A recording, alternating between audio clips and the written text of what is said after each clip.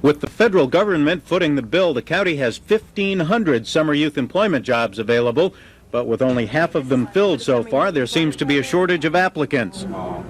14 to 15-year-olds will be going to summer school and being paid while they're in school.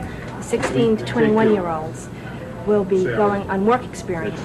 Since you're 18, you'll be going on work experience. The 13-week program is for economically disadvantaged youth. Director J.B. Brown says it offers much more than just a minimum wage job. We're talking about a kid can make $3.35 an hour for a 30-hour-a-week program and can sort of say, I'm my own little girl, I'm my own little boy, I'm earning money. Not only that, but it gives them a background to the world of work that would probably help them later on in life. The program is designed for students like 18-year-old Teresa Thomas, who graduates from Twin Lakes High School this week and hopes to go to college in the fall. Why are you here? What are you trying to do? What are you trying to accomplish? Well, I'm trying to get a summer job. That's what I'm trying to accomplish. Just, have a job for the summer to keep me out of trouble, keep me from being bored. Lee Manella, Channel 4 News, West Palm Beach. With all the rain South Florida has seen in the past couple of weeks, it's hard to imagine our water problems are far from over. But that's exactly the situation as water levels on Lake Okeechobee continue to drop. Unfortunately, the rain has been almost all on the coast. The rain has not fallen on the lake and has not fallen enough on the upper chain of lakes to fill up that area, so there's no water coming into the lake from the north. While rainfall will most likely provide South Florida with all the water it needs during the rainy season, a much more serious shortage could arise when it's over. For the coastal communities, the situation is that right now we're all right, but in when the dry season starts, if the lake has not responded well during the summer, then we won't have a backup supply for our water either. And so we may find ourselves back into a serious situation as the rainy season ends and we start getting into dry conditions again. It's unlikely water restrictions will be increased during the rainy summer months, but water management officials indicate because of the low levels on Lake Okeechobee, the 10% cutback will be maintained. Lee Manella, Channel 4 News, Palm Beach County. A photographer, you see the microphone cable.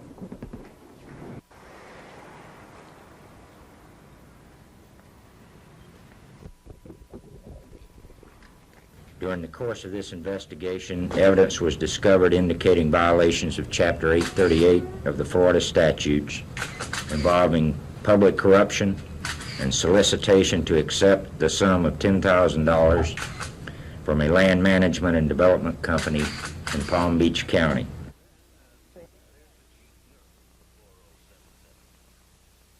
Denial of guilt or denial of guilt of anybody in the office.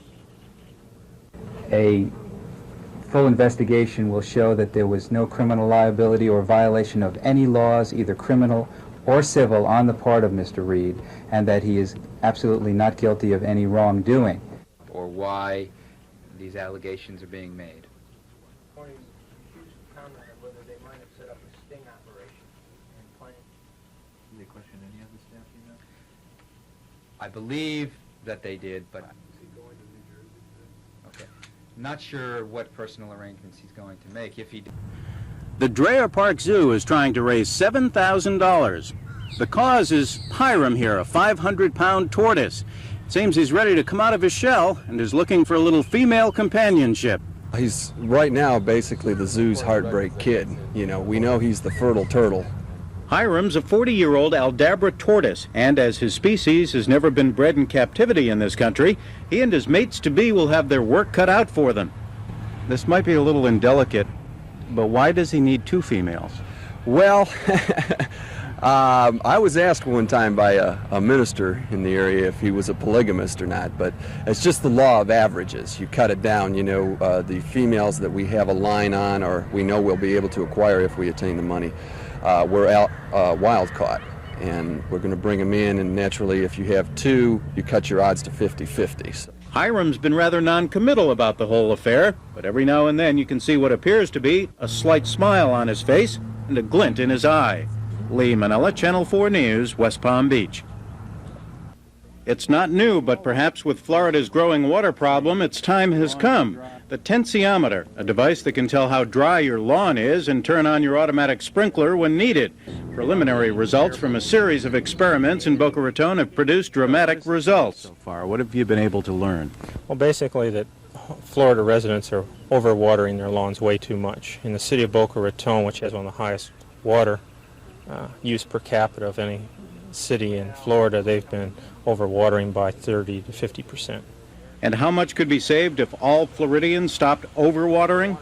That's a very hard question, but I think probably in the neighborhood of 20% if everybody would participate. With our recent water cutbacks here in South Florida, I think that it's a direction. Most people don't think you can grow grass with that infrequent a watering, but it actually is better for most lawns to water very infrequently. 2 to 3 times a week is more than enough most times in the summer. Even if you don't want to purchase the more sophisticated type equipment, a simple device like this inexpensive rain gauge will help you cut down on your water use. Simply place it in the ground. Your lawn needs about 1 inch of water every 3 days. If there hasn't been enough rain to fill the gauge to the 1 inch level, then sprinkle. A little extra effort will make your lawn look better and make the water we have last a lot longer. Lee Manella, Channel 4 News, Boca Raton. Although a final decision won't be made until the end of this month, it appears the chances of Palm Beach County picking up the inspections on a local basis are all but dead. Despite earlier indications that commissioners were in favor of continuing the program, they voted 4-1 against it in a workshop session. Their main reasons: voters were against it, and that Broward and Dade counties probably would also drop it. The commission's action has drawn a mixed response. Well, right offhand, I think it's probably a good idea. I've been concerned about inspection, my station inspections, and I wonder if it does a lot of good. I don't think it's good. I like the auto inspections. I do feel maybe we don't need the stations right here. We could do it at a local gas station. That might save us some money. And from the inspectors who stand to lose their jobs, there's a reaction of frustration and disappointment. But there's also a prediction. I think you'll begin to see the effects of abolishing this program within the next 2 years, and I even predict there'll be a recall for inspection again. Lee Manella, Channel 4 News, West Palm Beach. For the most part, it was business as usual at Palm Beach International Airport today. An expected rush of last-minute passengers just never materialized, although there were those who changed their travel plans. I had to change it because if the strike does occur, I could not make my connections in New York tomorrow. So I had to change to today. You're here today. You hadn't planned to be? No, I was supposed to leave tomorrow, but I had to move up a day, so it sort of messes up a little. Well, what about your plans on the other end? Do you think it will change them? I don't know. It depends on how long they're going to be out. But right now, it could. You think it's unfair? Yes. Federal employees, they haven't got the right to do it. They're doing it. I can't see it. Expecting to be swamped by passengers trying to beat the controller strike, many of the airlines beefed up their staffs for today, apparently unnecessarily. Well, we had quite a few standbys, but basically on the weekends we're very fortunate. Business has been good, and we have been holding up over the weekends. But I would say there was a few more than normal. It's now just a matter of wait and see, with many employees expecting to be out of work as soon as tomorrow if flights are cut back. What happens to your employees if they do go out? With U.S. Air, we will doubtlessly stay. All personnel will report to duty tomorrow, and then we'll have to take action from there on. If it necessitates it, maybe we'll ask for volunteer vacations or whatnot. At this time, I really can't say, Lee, because the company has not informed me as such. Lee Manella, Channel 4 News at Palm Beach International Airport. Homes in Palm Beach sell for millions of dollars, making for a lucrative real estate market. But it also makes for a unique market, one where tacky for sale signs just aren't seen, and one that produces a different breed of salesman. One such salesman is Ben Johnson, a native Texan who left a New York recording business for the enticements of selling in Palm Beach. It's really a lot of fun. It really is a lot of fun, otherwise I wouldn't be doing it. To prove his point, Johnson recalls selling a multi-million-dollar house to John Lennon and Yoko Ono. She called me on an ad in the New York Times, and said she was Mrs. Green and would like to rent some houses. And then she showed up in Palm Beach about a week later and called me and said, I'm ready to go look at houses. And I was sort of indignant. I said, you can't just call me on the phone like that and expect me to pick you right up. She said, well, Mr. Johnson's really Yoko Ono. I said, I'll be right there. Johnson says, though, it's still a lot of hard, serious work. And Martha Gottfried, who runs the largest agency on the island, agrees that selling Palm Beach is not for everyone. I have people who are socially connected, who do very well, and I have working people, our associates, who hadn't a contact in Palm Beach that have done excellently. I mean, really, really well. And I've had others who have been successful in other businesses who haven't made a commission. But for those who do reach the utopian real estate market, the rewards can be great. Very lucrative. We've got 10 people in this office, and the average income, I think, last year was about $75,000. Lee Manella, Channel 4 News, Palm Beach. Despite heavy rains over the weekend, water levels on Lake Okeechobee continue to drop. Water Management reports the lake at 10.38 inches above sea level. That compares to the record low during the 1971 drought of 10.35 inches. To help conserve what's left in the lake, Water Management has asked the U.S. Army Corps of Engineers to again close off all canal locks. As Lake Okeechobee's backup water supply for South Florida continues to dwindle away, Water Management is becoming even more concerned about what will happen during next year's dry season, predicting if we don't get extra heavy rains to fill the lake up again, we can expect water restrictions much earlier and more severe next year. While the weekend's rainfall didn't help the lake much, it has improved the coastal water situation again, keeping ground supplies at acceptable levels. Lee Manella, Channel 4 News, West Palm Beach.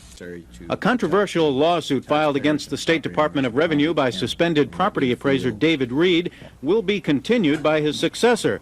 The suit was filed when DOR withheld certification of the county's tax roll last year, claiming Reed's appraisals were too low.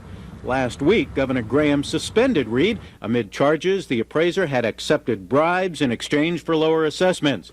The governor then appointed Jim Kirkwood on leave from the Department of Revenue as interim appraiser, raising some questions about how zealous he'll be in pursuing legal action against the same department he previously worked for. During a half-hour press conference, Kirkwood repeatedly avoided answering those questions. I refer you back to my statement here that I'm not going to comment on the merits.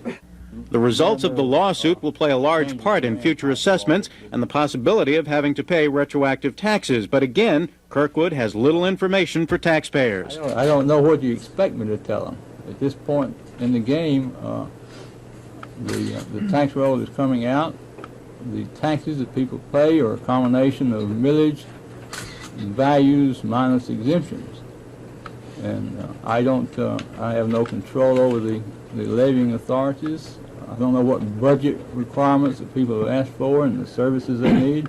As it stands now, the new tax roll will be ready by the July 1st deadline, and indications are that it will jump more than 60% from $11 billion to $18 billion.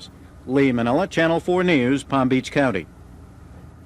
This is the old Green Acres City Police Station. At 500 square feet, it lacks many of the features you might expect to find in a modern crime-fighting operation. In fact, it doesn't even have indoor plumbing. But all that has changed since the city's police force moved into its new 4,800 square foot facility. It's so modern, it even has pink holding cells, an idea Chief John Traynor picked up after watching a TV news program. During that segment on television, it said that light or creamy colored pink was usually soothing to anger and hostility for a 2 to 3 hour period. And after that period of time, it usually regenerates anger and hostility. The chief also figures the new indoor plumbing will go a long way toward reducing prisoner tension, much unlike the old facility, where other arrangements sometimes caused a little distress. So this did cause a couple of problems with prisoners, like if we brought a prisoner in after midnight or brought him in during the late hours, and normally one of the first things a person that's on the influence of alcohol wants to do is use the bathroom facilities. And if the person was loud and boisterous or violent and asked us to use the bathroom and we asked them to come outside, they usually didn't want to use the bathroom and usually accepted it as a threat on our part, and it wasn't. It was just a good faith remark that we'd have to go outside and use the bathroom. Chief Traynor is now confident the combination of pink cells and modern bathroom facilities will make all concerned a lot more comfortable. Lee Manella, Channel 4 News, Green Acres City.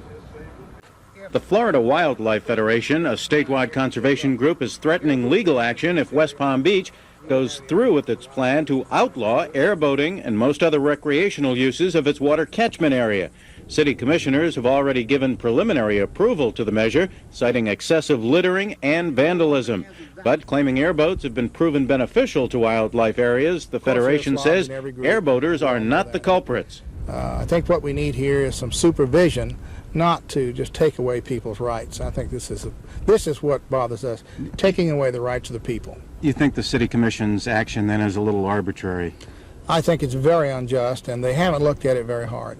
Agreeing something has to be done to improve conditions in the 16-square-mile catchment area, the Federation is even offering an alternative plan. We could get the Game Commission to work out a cooperative effort here by making a fish management area. It wouldn't cost the city a dime.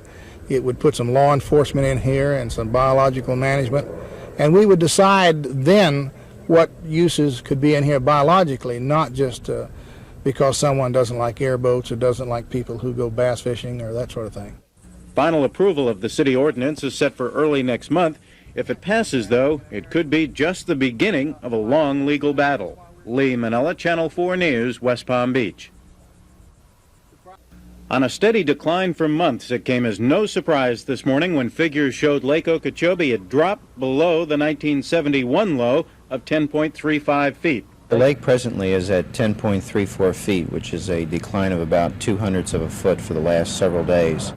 The lake's low level will have little short-range effect on coastal water supplies as long as rainfall continues. But the long-range questions are a matter of concern, especially considering the strong probability the lake won't reach acceptable levels by the next dry season. If we don't have that recharge capability in Lake Okeechobee to help out the coastal areas during the next dry season, I think we're looking at more of a longer-range water shortage situation in the dry season come November. According to Water Management, if we get no better than average rainfall during this rainy season, water restrictions will be a certainty next year. Lee Manella, Channel 4 News, Palm Beach County. As they prepare for contract negotiations, the West Palm Beach Firemen's Union has leveled a broadside at city officials, in particular manager Richard Simmons, calling him a dictator who has too much discretionary power over fiscal matters. In a report commissioned by the union, a team of economists charges the city manager with hiding millions of dollars in slush funds, funds used to continually show a balanced budget. The charge is that the current budget and the current level of operations, that is police protection, fire, the whole works, could have been operated at half of the millage that he actually recommended and pushed for passage to the City Commission, and which in fact was passed by the City Commission and levied upon the taxpayers of West Palm Beach. As a result, Dr. Barry says an organization has been set up that is demanding a huge tax rebate. And the purpose of this organization is to push through the City Commission an immediate rebate of 5 mills of taxation, $3.9 million of excess charges that have been charged to property owners in the city of West Palm Beach. In addition to the rebate, Dr. Barry says property owners could realize a sizable reduction in yearly taxes if Simmons stopped deliberately underestimating city income and overestimating expenses. Simmons, meanwhile, admits he's conservative with the budget, and while declining comment on specifics in the report, Simmons claims it's merely an attempt by the Firemen's Union to influence the upcoming contract negotiations. Lee Manella, Channel 4 News, West Palm Beach. Governor Graham says while he's generally pleased with the legislature's budget package, there definitely will be some items vetoed. But so far, there's only one he's talking about for sure.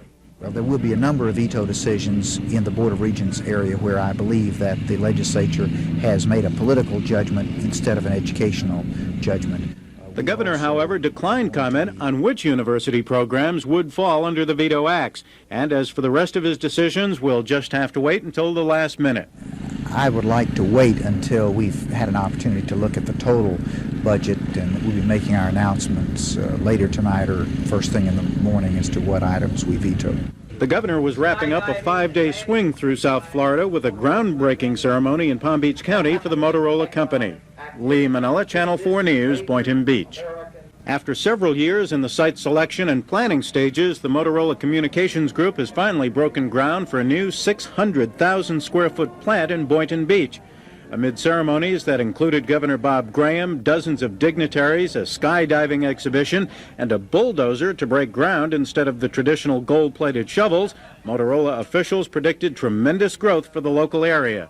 Our initial phase will be 285,000 square feet, which will provide 1,600 jobs over the next 2 or 3 years as we get the building up and running.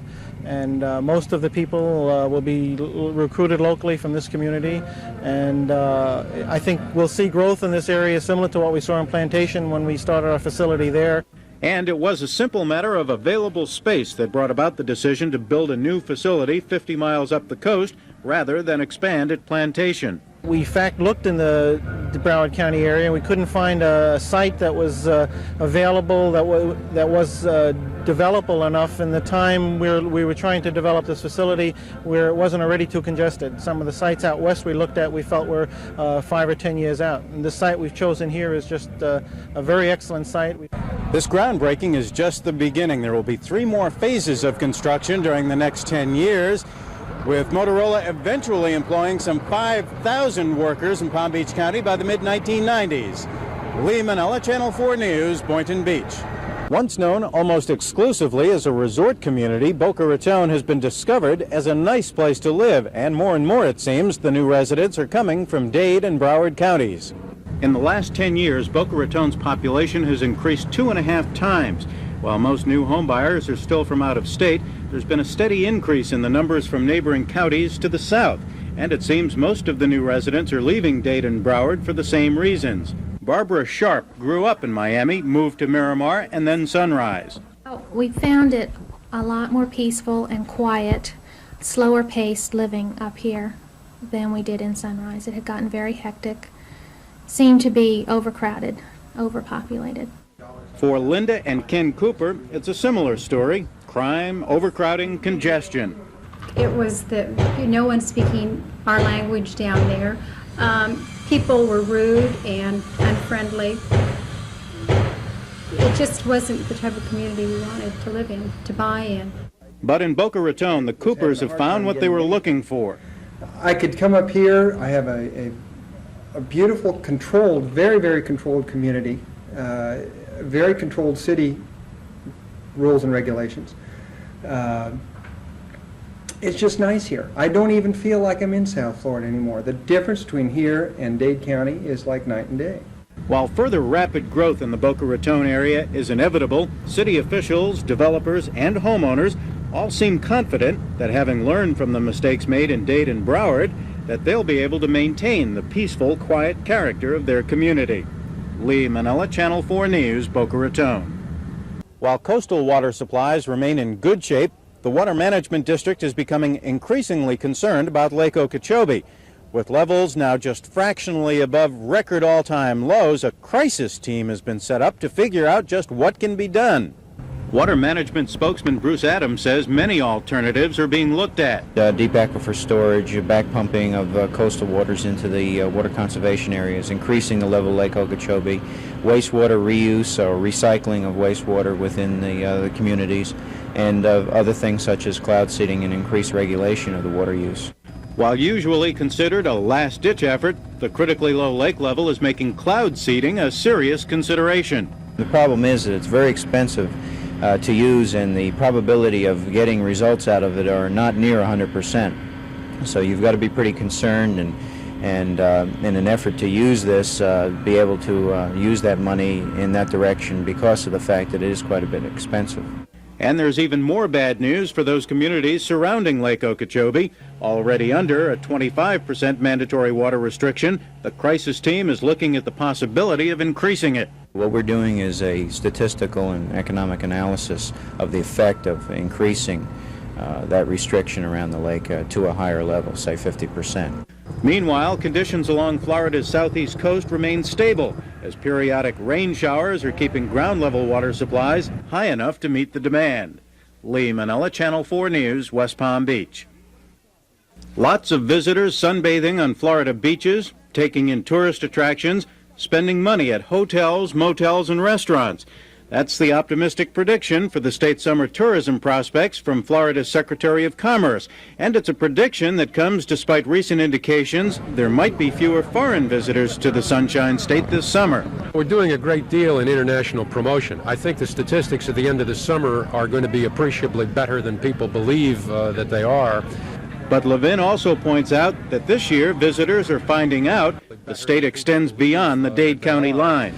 There is a diversion of some of that air traffic that was coming into Miami to the Tampa and Orlando airports, and people are counting Miami statistics to Miami statistics. Miami is going to have a good international summer in our opinion, but a lot of those folks who were exclusively Miami bound last year have now seen the state, liked it, and want to see what else is around. Levin is even more encouraged about Florida's long-term tourism outlook, considering the state legislature's recent approval of $100,000 to fund a study of the international market. Lee Manella, Channel 4 News, Palm Beach County. Picturesque trolleys shuttling passengers around town is not a new idea in South Florida. In fact, Lake Worth's free of charge Lolly the Trolley is credited by some with revitalizing the city's downtown area. And based on that success, a Delray Beach city councilman wants to do the same for his city. We've seen a great number of downtowns lose their economic viability because people find other places more attractive or easier to get to. And it's our intent to try and maintain the viability of our downtown by providing free transportation to bring the customer to our merchants. While it might seem utilizing the trolleys is a step back to an older mode of transportation, Bird says it's actually a logical step forward. Well, I think we finally, our love affair with the vehicle, the personally owned vehicle, the car, has begun to die because of the expense. Back when gasoline was 25-30 cents a gallon, you could pick up a good used car for $300 or $400, that was one thing. Now new cars are $8,000-$10,000 and gasoline's $1.50. Maybe there are better ways. Bird's proposal, which will be studied by the full council now, calls for an initial purchase of 4 trolleys, which would provide free transportation within city limits. Lee Manella, Channel 4 News, Delray Beach.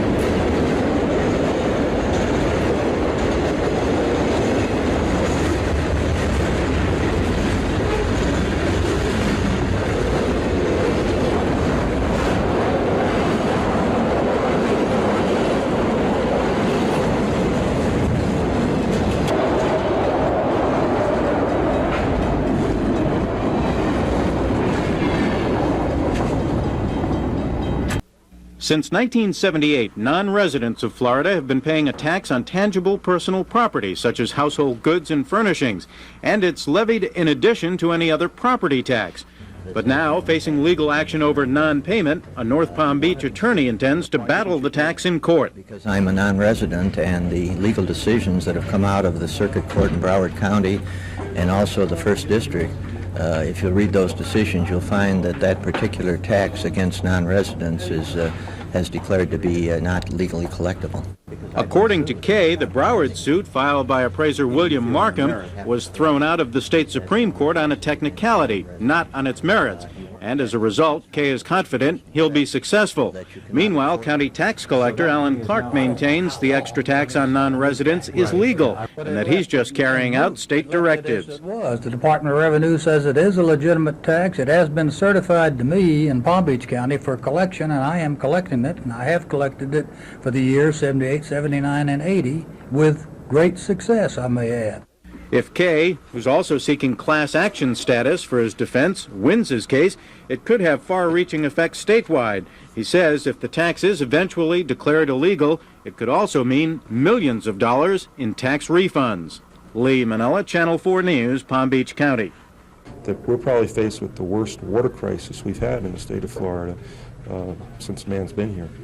And with that assessment of the region's water situation, the South Florida Water Management District has called in a rainmaker. Cloud seeding expert Dr. William Woodley of the National Oceanic and Atmospheric Administration explained to board members that cloud seeding operations could produce 20 to 40% more rain. But Dr. Woodley quickly adds there are no guarantees, especially that rain will fall where it's needed in Lake Okeechobee and the Kissimmee River Basin. I think it's likely that if applied properly, it will increase the precipitation. But you're asking a more basic question. You're saying, if I apply it, is it going to produce a practical increase in precipitation? And I'm not sure I'm prepared to give you any sorts of guarantees on that. I think it's likely to increase the rainfall. Whether it's going to be commensurate with the investment they may choose to put into it, I really don't know at this point. Dr. Woodley also points out that while cloud seeding can be successful, it's not trouble-free. One of the risks is that if applied continuously one day to the next, and if it works as they hope, you're going to have more rainfall than normal, which means that it is possible there will be localized areas that are flooded. Water Management will again go over the possibilities with Dr. Woodley tomorrow, but there's no indication yet whether cloud seeding will receive a go-ahead. With a cost ranging up to $500,000 for the operation, board members are being very careful before making a final decision. Lee Manella, Channel 4 News, West Palm Beach.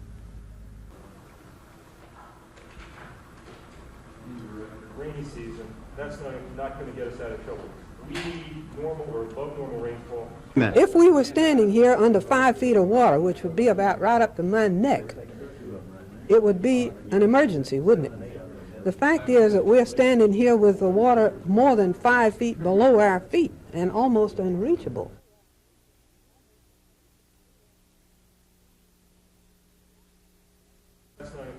Calling drought conditions critical, the South Florida Water Management District will be knocking on Governor Graham's door sometime during the next week, asking for some help.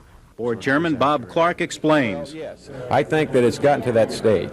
Now, we have tried to regulate our canals and so on, but with the lake below 10 feet, we no longer have the physical capability to transfer water. If there's a severe shortage, say in Miami, with the well fields and so on, we cannot supplement these well fields and flush back as salt water for a very much longer time. It is getting critical again. Would you term it a disaster? Should it be declared a disaster area so we can get some funds? Yes, sir, I believe it should be at this time. I think we need some money from both the state and federal agencies. I think the taxpayers of South Florida have carried the burden long enough, and now I think that it's time that some other agencies really come in and help us out. The situation has reached a point where the management board is now leaning toward a $500,000 cloud seeding program to increase the chances of rain in water-starved Lake Okeechobee. The Kissimmee Valley is parched. Lake Okeechobee, our great liquid heart, is parched. Everything south of there is parched, and something has to be done. This is the only thing that I know of that can improve that situation right now. The board has given its staff a week to draft up a cloud seeding program, and a final decision is expected next Friday. Lee Manella, Channel 4 News, West Palm Beach. Most people are aware of all the obvious ways to cut down on burglaries in the home: install security lights, deadbolts, alarms, stop delivery of mail and newspapers while on vacation.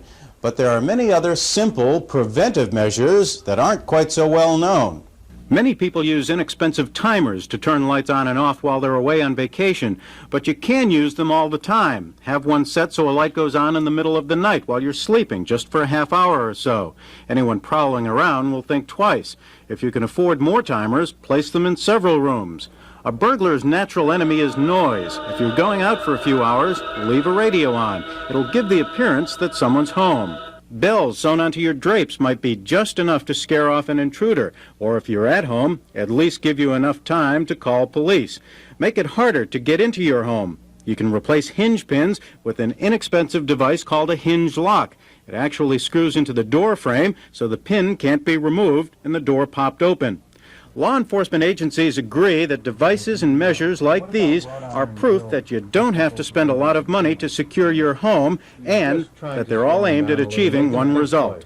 Make them think twice. If we can get a deterrent factor in there, such as these visible locks that they may see, or the inability to hide while he's working, yes, we met a deterrent aspect of keeping the burglar out of your home. Tomorrow night, I'll look at how you can better secure windows and also the outside of your home.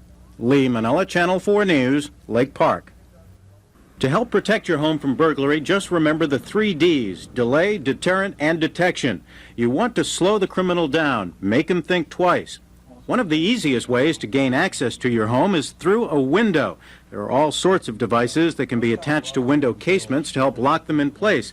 One of the most effective, simplest, and least expensive is called a carpenter's square gauge. It's a small piece of metal with a slot in it. It's easily slipped onto a metal window or sliding door casement and locked in place by turning a thumb screw. It can even be used if you want to leave a window open just a little. About the only way an intruder can then get through the window is by breaking the glass, and that gives you some warning. Another deterrent is to erect some small shelves right across the windows or place knickknacks on the windowsills.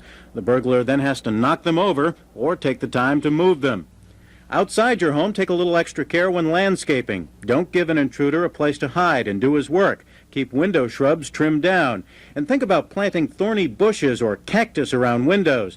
If a burglar tries to get in, you'll slow him down, not to mention make him just a little bit uncomfortable. Law enforcement officers say the bottom line is common sense will go a long way toward burglar-proofing your home, and you don't have to spend a lot of money. All of these devices and methods aren't necessarily going to stop anyone from getting into your home if they want to. You just want to make his job a pain in the neck. That's right. There's no home that I know of that's burglar-proof. Things like this will make it more difficult. A recent study has told us that if you can delay entry into your home for only 4 minutes, the burglar will normally give up his attempt to enter your home. That's only 4 minutes. These devices will do it. Lee Manella, Channel 4 News, Lake Park. He's going to have to break glass. Something that is not...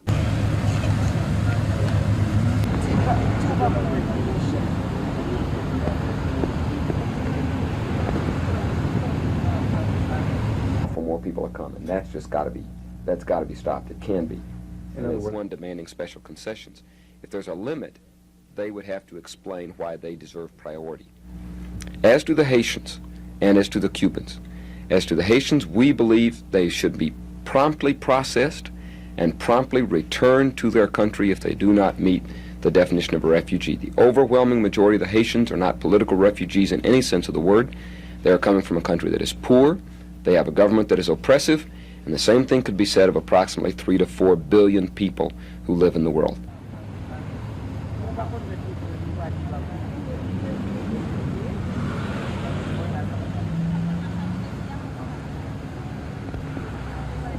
The year was 1947. World War II had been over for a couple of years.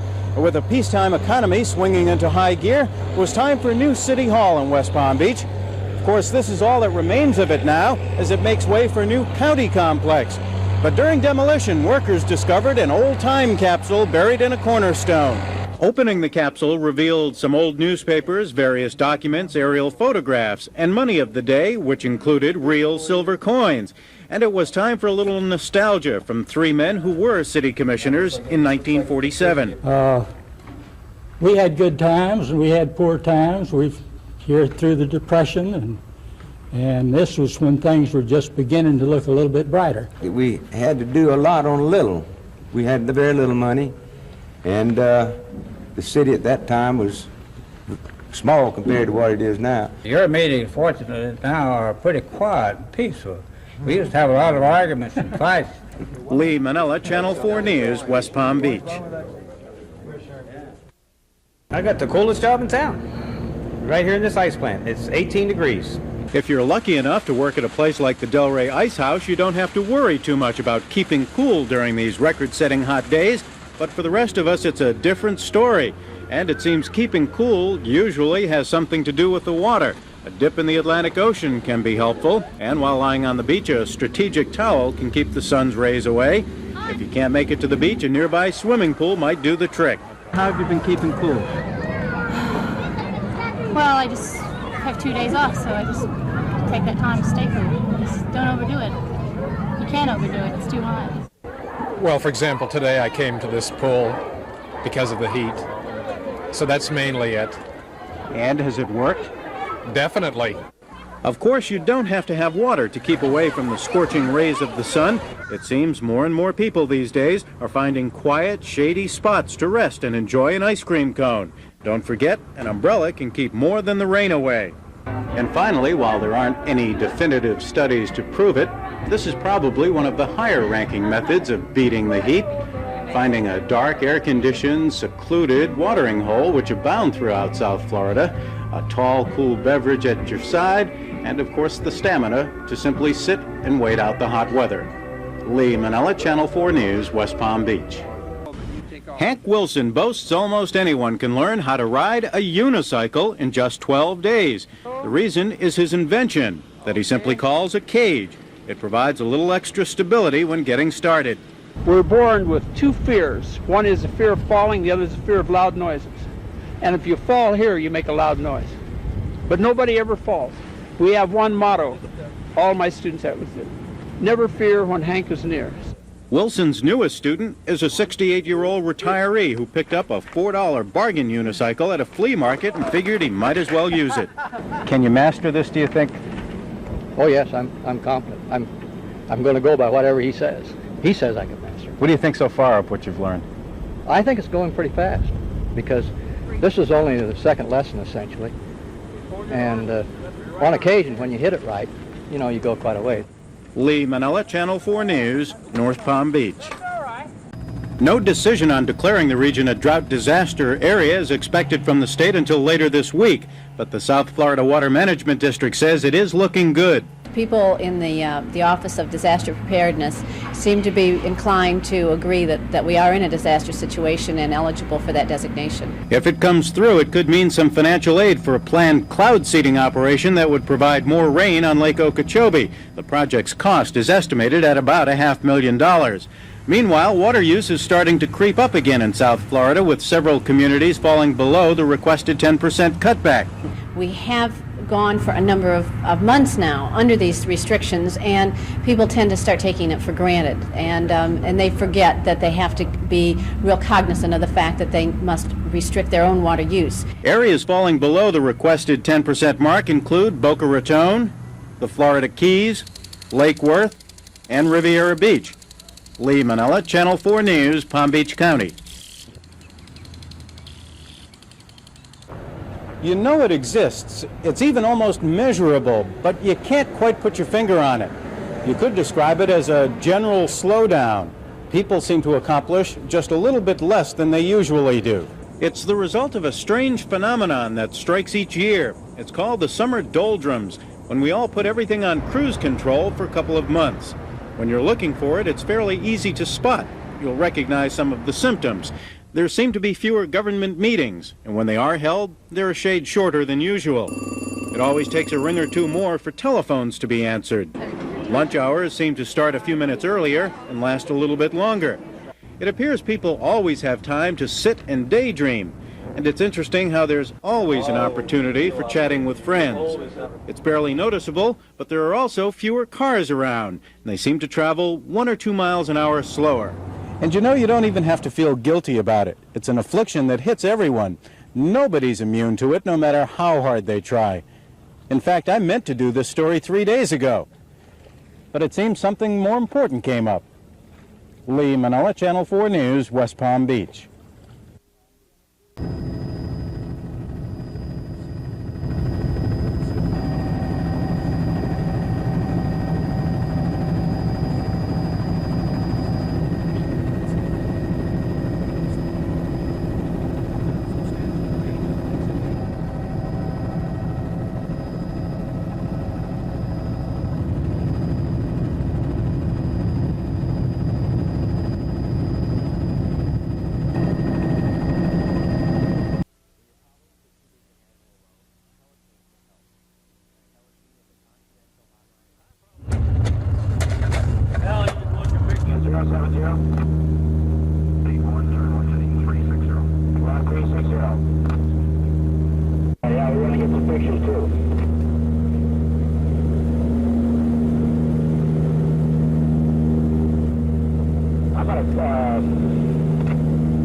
make this speed with the gas.